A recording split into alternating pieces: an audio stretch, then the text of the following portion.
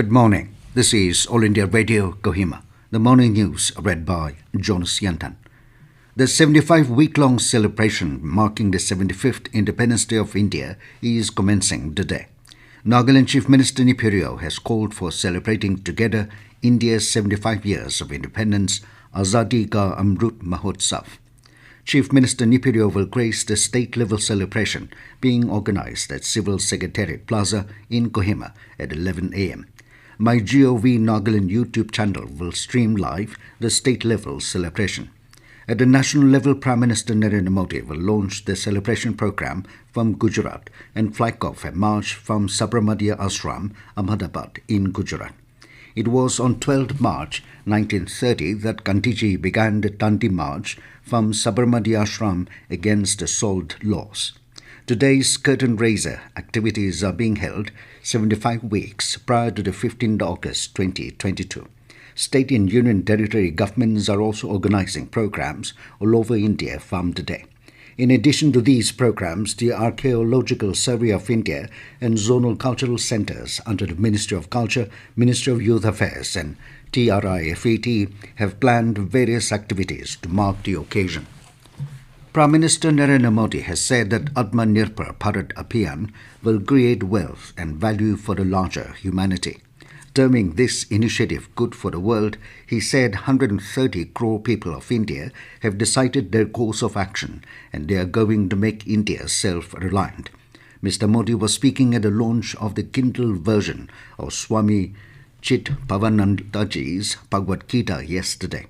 Appreciating the outstanding spirit and courage shown by the people of the country during COVID-19 pandemic, the Prime Minister said, "Our scientists worked in a speedy manner and came out with indigenous vaccines."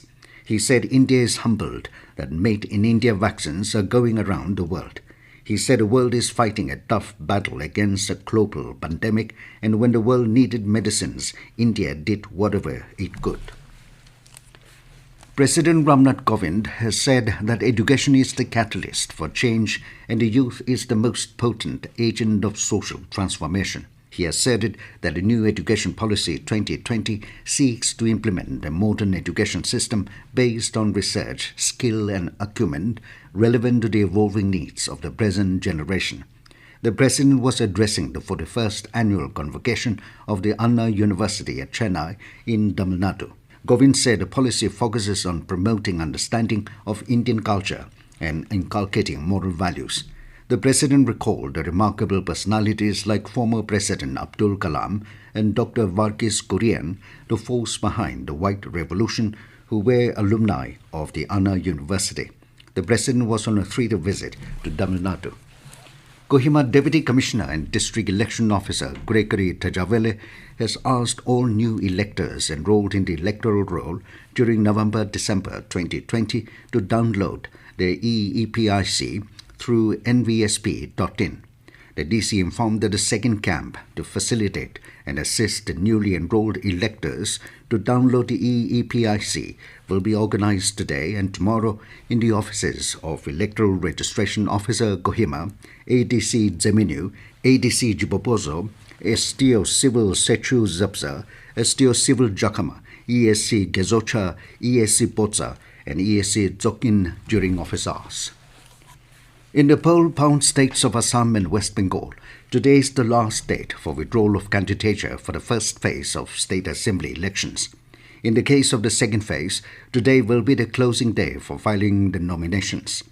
In addition, the process of filing of nominations will begin with the issuance of notification for the third phase of assembly elections in these two states and also for the single-phase elections in Kerala and Tamil Nadu as well as the Union Territory of Puducherry.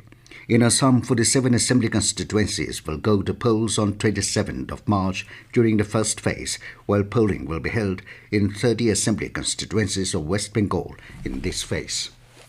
And as the nation fights COVID-19 pandemic, let us all remember to stay safe and protected by following these 3 simple steps. Wear a face mask, wash hands frequently with soap and water, or use hand sanitizer and follow social distancing norms.